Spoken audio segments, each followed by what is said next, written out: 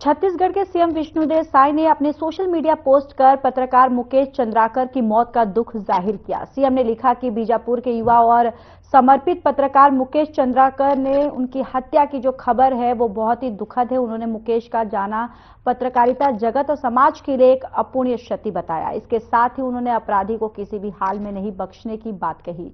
उन्होंने कहा कि अपराधियों को जल्द से जल्द गिरफ्तार कर कड़ी से कड़ी सजा देने के निर्देश हमने दिए हैं। तो पत्रकार मुकेश चंद्राकर की हत्या जिस पर विष्णुदेव साय ने दुख जताया। उन्होंने कहा कि चंद्राकर का जाना बहुत ही दुखद है और उन्होंने ये भी आश्वासन दिया है कि उनकी मौत का जो भी दोषी है उस पर सख्त से सख्त कार्रवाई जो है उसे की जाएगी।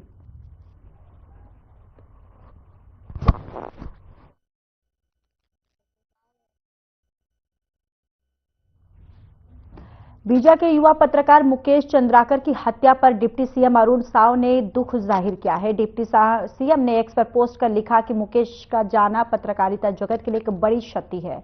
परमेश्वर उन्हें अपने चरणों में स्थान दे और शोकाकुल परिजनों को संबल प्रदान करें। इसके साथ ही उन्होंने हत्यारों को कठोर सजा दिलाने की बात भी कही है।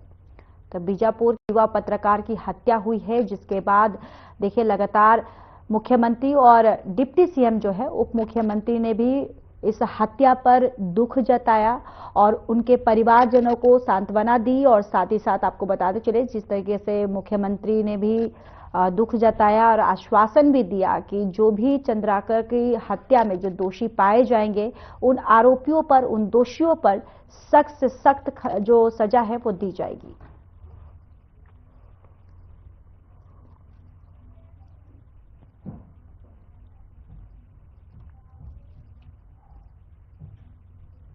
छत्तीसगढ़ में कांग्रेस प्रदेश अध्यक्ष की अध्यक्षता में पार्टी पद यात्रा निकाल रही है, जिसे लेकर डिप्टी सीएम विजय शर्मा का बयान सामने आया।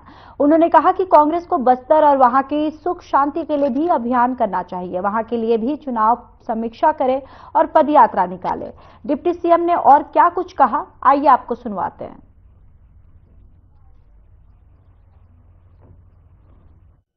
देश के अनेक राज्यों में जिसकी सरकार हो, केंद्र में 15 वर्षों से सरकार हो, आगामी और 15 वर्षों तक जिसकी सरकार होनी हो, वहां संकट के बिंदु कैसे होंगे। और संगठन के मामले में भाजपा की कोई सानी मैं कहता हूं देश नहीं दुनिया में नहीं है। संगठन किस तरीके से चल सकता है ये यहां बड़ी स्पष्टता है। तो संकट के बिंदु हमारे संगठन में ऐसा कहने वाले संकट में होंगे ये पक्का है। स्थानीय चुनाव से पहले पदयात्रा मतलब वो करें, वो उनका अभियान है, मसला नहीं है। परंतु मेरा ऐसा भी कहना है चुनाव और वोट की राजनीति को छोड़कर बस्तर की शांति के लिए भी कुछ करें कभी। Good morning. मरवाही जिले में सीएम कन्या विवाह योजना के तहत सामूहिक विवाह कार्यक्रम हुआ। आपको बताते चले कि महिला और बाल विकास विभाग द्वारा लोहारी आयुष कॉलेज परिसर में यह कार्यक्रम रखा गया था। ये कार्यक्रम जिला प्रशासन के सहयोग से पूरा हुआ। सामूहिक विवाह समारोह में समाज कल्याण मंत्री लक्ष्मी राजवाड़े पहुंची, जहां उन्होंने नव दंपतियों को आशीर्वाद दिया। इस दौरान मीडिया से बात करते हुए मंत्री लक्ष्मी राजवाड़े ने क्या कुछ कहा, आइए सुनवाते हैं।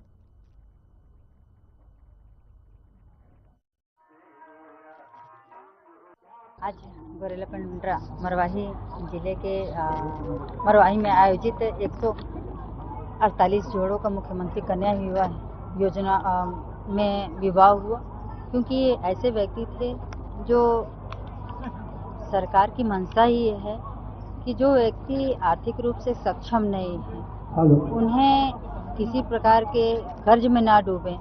उसके लिए मुख्यमंत्री कन्या विवाह योजना लागू किया गया है, ताकि हर वर्ग का व्यक्ति का सामूहिक विवाह हो। कोई ऐसा व्यक्ति पैसे के अभाव में ऐसा ना रहे कि नहीं वो पैसे की वजह से अपना जमीन जगह बेच के शादी कर रहा है।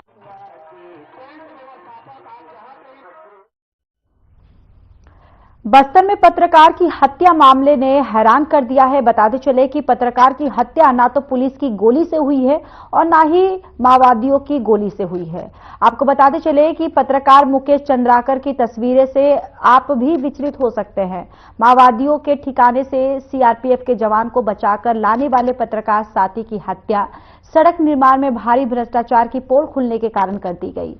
बस्तर संभाग के कोटा थाने में बीते बरस 4 पत्रकारों को फर्जी गांजा तस्करी केस में फंसा दिया गया था। इस मामले में फिलहाल पत्रकार जमानत में हैं और हर हफ्ते थाने में उपस्थित दर्ज कराने जाते हैं, लेकिन नए साल यानी कि 1 जनवरी को बीजापुर जिले के एनडीटीवी के पत्रकार को ठेकेदार ने मारकर अपने सेफ्टी टैंक में पुलिस ने शव को निकाला है और पंचनामे के लिए पत्रकार मुकेश चंद्राकर के शव पर कई जगहों पर गंभीर चोट के निशान मिले हैं और मिली जानकारी के मुताबिक ठेकेदार सुरेश चंद्राकर के भाई को पुलिस ने इस मामले में गिरफ्तार कर लिया। बाकी अन्य आरोपी जो है वो फरार बताए जा रहे हैं।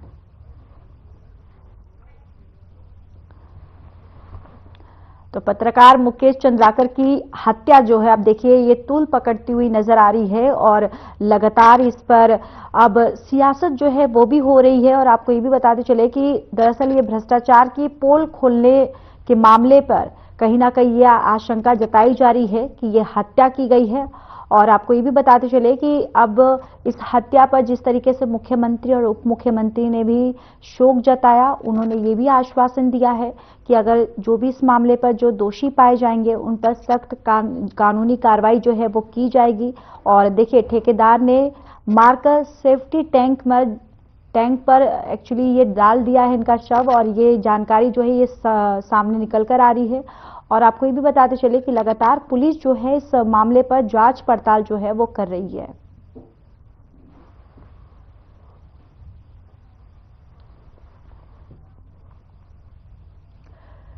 पत्रकार मुकेश चंद्राकर की हत्या के बाद से ही पूरे राज्य में पत्रकारों के बीच आक्रोश देखने को मिल रहा है।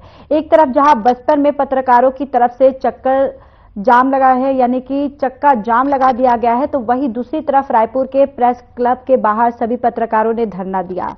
साथ ही राजभवन तक शांति मार्च भी निकाला। पत्रकारों का कहना है कि आरोपी को जल्द से जल्द पकड़ा जाए और उसके खिलाफ कठोर कार्रवाई की जाए और उसकी संपत्ति से पत्रकार मुकेश चंद्राकर के परिवार को मुआवजा भी दिया जाए। इसके अलावा पत्रकारों के द्वारा पत्रकारों के लिए सुरक्षा कानून की भी मांग की जा रही है।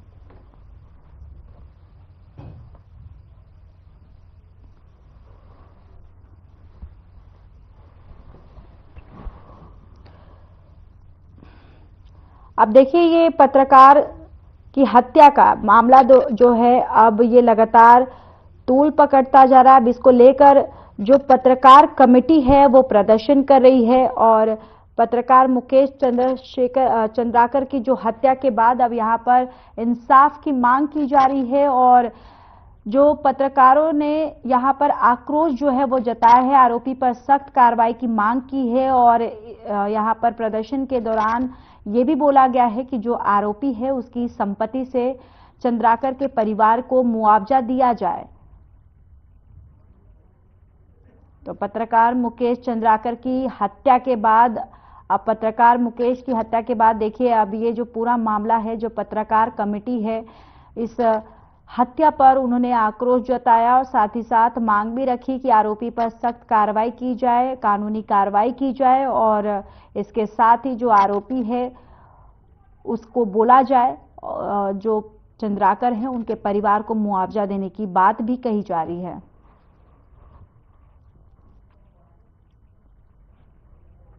अभनपुर थाना क्षेत्र अंतर्गत हत्या का एक मामला सामने आया है जिसमें नरेंद्र साहू नाम के व्यक्ति की गंगाजल में साइनाइड जहर मिलाकर हत्या की गई और नरेंद्र साहू की लाश खुरपा के जंगल में मिली थी, जिसके आसपास पूजा पाठ का सामान भी मिला था। पुलिस का कहना है कि दुर्गा जिला निवासी खुशवंत साहू के द्वारा नरेंद्र साहू की हत्या की गई।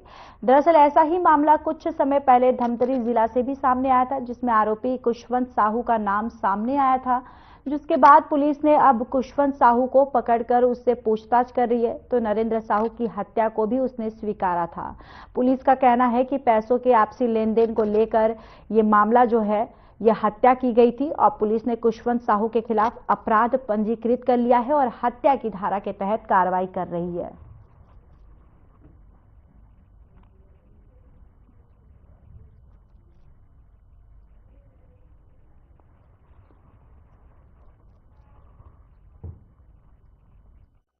आज से लगभग एक महीना पहले जो खोरपा निवासी नरेश साहू है उसका गांव के पास जंगल है, वहां पर डेड बॉडी मिला था, जहां पर आसपास में पूजा का सामान रखा हुआ था, जिस पर मर्ग पंजीबद्ध करके उसमें जांच किया जा रहा था। डॉक्टर द्वारा पीएम रिपोर्ट के दौरान उसका बिसरा प्रिजर्व किया था, जिसकी जांच के लिए एफएसएल रायपुर भेजे थे। एफएसएल में उसका जो बिसरा है उसमें पोटेशियम साइनाइड होना पाया गया था। इसी प्रकार एक और मृत्यु हुआ था धमतरी थाना के रुद्री थाना एरिया में, धमतरी जिला के, यहाँ प्रकरण के एक आरोपी खुशवंत साहू हैं और उसके द्वारा नरेंद्र साहू को भी गंगा जल में पोटेशियम साइनाइड मिला करके मारने के संबंध में जानकारी दिया था।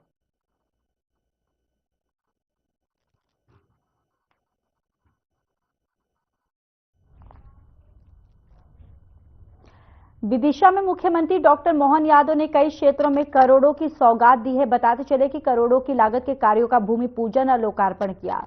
दरअसल विदिशा जिले के लटेरी में कार्यक्रम आयोजित हुआ, जिसमें मुख्यमंत्री डॉक्टर मोहन यादव ने सिरोज लटेरी विधानसभा क्षेत्र को करोड़ों की सौगात दी है। तो देखिए, खबर विदिशा से है, जहां मुख्यमंत्री मोहन यादव विदिशा पहुंचे और कई क्षेत्रों को करोड़ों की सौगात उन्होंने दिया है। कार्यों का भूमि पूजन और लोकार्पण भी इस दौरान उन्होंने किया है।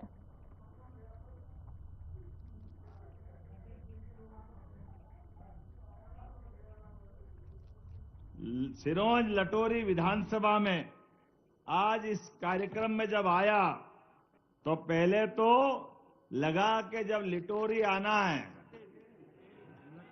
अरे लिटोरी बोलो लटेरी बोलो, है तो चटोरी, पैसे से नीचे बात ही नहीं करते। क्या प्रेम से ठोक ठोक के मांगे जा रहे हैं, ये तो देना ही पड़ेगा, ये तो देना ही पड़ेगा। और फिर हमारे मित्र स्वर्गीय लक्ष्मीकांत जी के भाई हैं, मेरे भी भाई है, आप जो मांगोगे वो सब मिलेगा, चिंता मत करो। आज ही जब यहां मैं आया हूं तो 132 करोड़ के विभिन्न प्रकार के लोकार्पण भूमि पूजन इसका उपहार लेके आया हूं, यह आपको समर्पित करता हूं। विदिशा के अंदर विभिन्न प्रकार के विकास के काम और विकास की योजनाओं के लिए लगातार एक के बाद एक जिस प्रकार से यशस्वी प्रधानमंत्री श्रीमान नरेंद्र मोदी जी का अभिनंदन करो, यशस्वी प्रधानमंत्री श्रीमान नरेंद्र मोदी जी का, जिनके नेतृत्व में भारत अपनी तेज गति के साथ दुनिया में सबसे अच्छे देश के रूप में बन रहा है। और मुझे खुशी है उनके आशीर्वाद से अपना प्रदेश भी सबसे तेज गति से काम करने वाले प्रदेश में शामिल हो रहा है।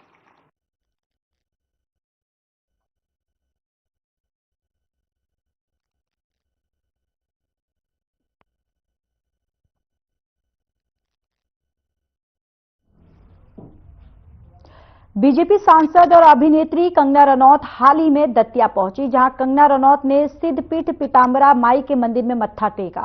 इसके बाद वनखंडेश्वर महादेव मंदिर पर जलाभिषेक किया। वहीं पूरे विधि विधान से मंदिर के पुजारियों ने कंगना को पूजा अर्चना कराई। इस दौरान मंदिर परिसर में काफी भीड़ जुट गई। कंगना संग फोटो और वीडियो बनाने की होड़ लग गई। वहीं कंगना ने पुजारी और लोगों संग फोटो खिंचवाई।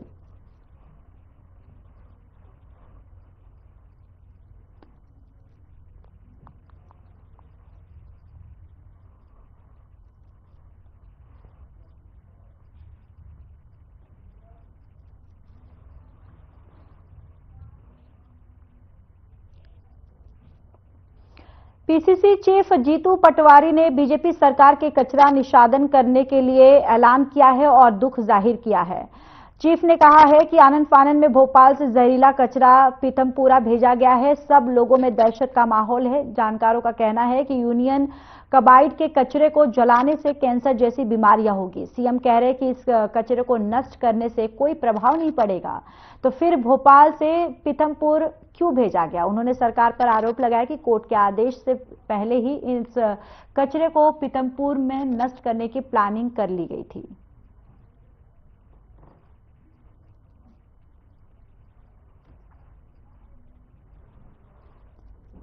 प्रेस से बात करते हुए बड़ा अपने आप को दुखी महसूस कर रहा हूं। इतनी बड़ी भारी संख्या में लोगों ने भरोसा किया भारतीय जनता पार्टी पे, प्रदेश में भी और देश में भी। पिछले 1 महीने से भ्रष्टाचार का जो आलम है, इस तरीके से पूरे देश में मध्य प्रदेश का चेहरा काला कर रहा है कि उसकी जितनी निंदा की जाए कम है। भ्रष्टाचार का कोढ़ मध्य प्रदेश उससे ग्रसित हो गया है। हमने कई बार आग्रह किया आज से 1 महीने पहले से कि यूनियन कार्बाइड का जो कचरा है, इसके डिस्पोजल की बातें हो रही है। इसके पीछे का जो भूमाफियाओं का खेल है, इससे सरकार बचे, पर सरकार नहीं बची।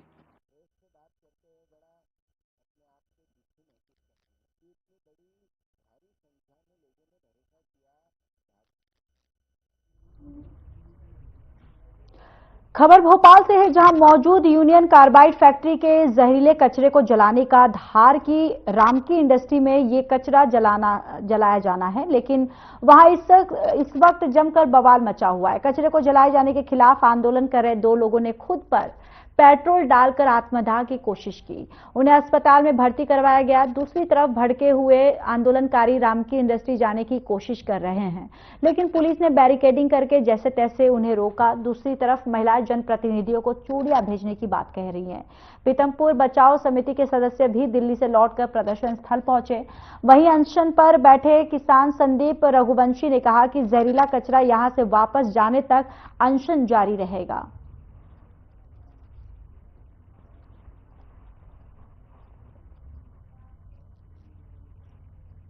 प्रयागराज कुंभ में आरएसएस ने जुड़े शिक्षा संस्कृति उत्थान न्यास द्वारा ज्ञान महाकुंभ का आयोजन किया जा रहा है। कार्यक्रम की जानकारी देते हुए न्यास के राष्ट्रीय सचिव अतुल कोठारी ने बताया कि 10 जनवरी से 10 फरवरी तक 1 महीने तक आयोजित इन ज्ञान महाकुंभ में नई शिक्षा नीति से लेकर भारतीय ज्ञान परंपरा को लेकर चर्चा होगी।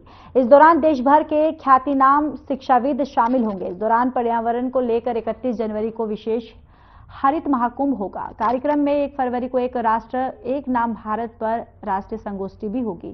7 फरवरी से लेकर 9 फरवरी तक निजी शैक्षणिक संस्थाओं की शिक्षा में भूमिका, शासन प्रशासन में शिक्षा की भूमिका और भारतीय ज्ञान परंपरा, भारतीय भाषाएं, शिक्षा से आत्मनिर्भरता और जैसी राष्ट्रीय संगोष्ठियां भी होंगी।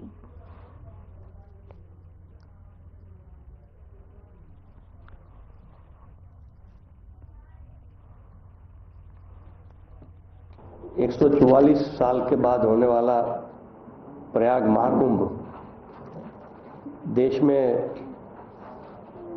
ये कुंभ की एक प्राचीन परंपरा है। इस परंपरा के अनुसार 12 कुंभ के बाद एक महाकुंभ, ये सिर्फ प्रयागराज में ही होता है। तो एक बड़ा सौभाग्य हम सबका कि हम लोगों को ये देखने का अवसर मिलेगा। सबको तो नहीं मिलेगा, शायद 144 साल में एक ही बार आता है, तो सबको तो नहीं मिल सकता है, लेकिन हम लोगों को मिल रहा है। ये एक प्राचीन परंपरा हमारी कुंभ की जो है, और इसको पूजनीय शंकराचार्य जी ने एक अलग दिशा दी थी कि चिंतन मंथन वहां हो और ज्ञान की बातें हो, और इस दिशा में कुंभ को ले जाने का प्रयास एक हुआ था।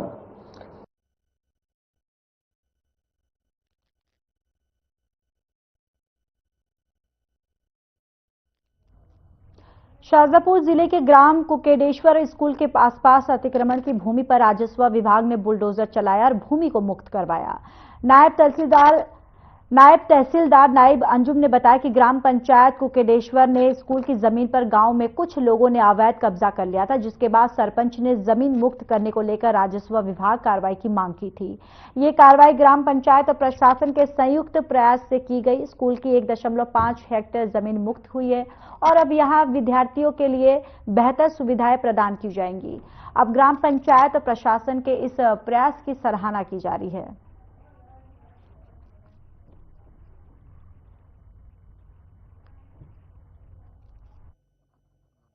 एक्चुअली हमारे पास कुछ समय पहले सूचना आई थी कि जो शासकीय माध्यमिक विद्यालय कुकड़ेश्वर है, वहाँ पे जो है वो स्कूल की भूमि पे कुछ लोगों ने बांगड़ लगाकर और उसके आसपास की शासकीय भूमि पर जो है वो फसल बोकर जो है वो अतिक्रमण किया हुआ था, जिसके संबंध में हमने पटवारी से जब जांच कराई तो वो सत्य पाया गया और उसके पश्चात हमने उन पे बेकब्जे की जो कब्जाधारी थे उनके बेकब्जे की कार्यवाही की और उसके पश्चात जो है वो कल हमारे द्वारा पुलिस बल के सहयोग से और राजस्व विभाग की टीम के द्वारा मौके पर उपस्थित होकर जो है वो अतिक्रमण जो कि लगभग 1.60 हेक्टेयर के करीब था उसको मौके पर मुक्त कराया गया।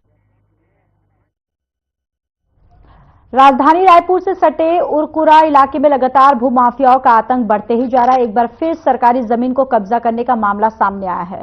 मामला राजधानी के सिलतरा थाना इलाके का है, जहां सरकारी जमीन के नाले पर भूमाफियाओं द्वारा जबरिया कब्जा कर और निर्माण कार्य किया जा रहा है। इसे लेकर जब स्थानीय निवासियों ने आवाज उठाई तो पुलिस इस पर कार्रवाई करने की बात कर रही है। आपको बताते चले कि भूमाफियाओं द्वारा सरकारी नाले और रोड को कब्जा कर वहां अपना निर्माण कार्य करवा रहा है, जिस पर धरासीवा तहसीलदार के आदेश पर सिलतरा चौकी प्रभारी द्वारा मौके पर पहुंचकर चल रहे कार्यों पर रोक लगाई है।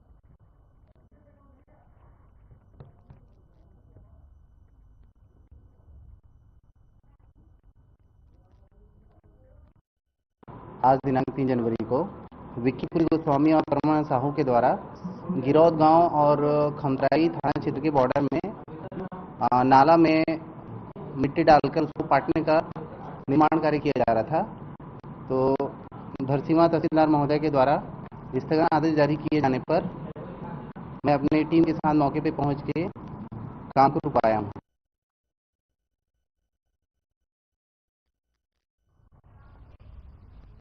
जांजगीर चांपा जिले के शिवनारायण थाना क्षेत्र में लगातार जुआ के फंड लगने की सूचना मिल रही थी, जिस पर छापेमारी करते हुए पुलिस को बड़ी कामयाबी हासिल हुई।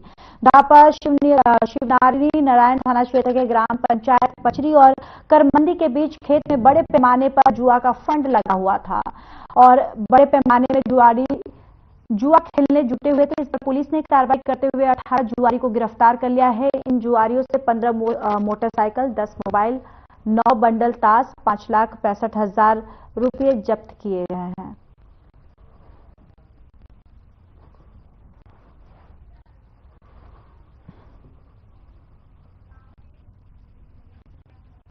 फिलहाल इस बुलेटिन में इतना ही। बाकी देश और दुनिया की तमाम बड़ी खबरों के लिए जुड़े रहिए हमारे साथ। नमस्कार।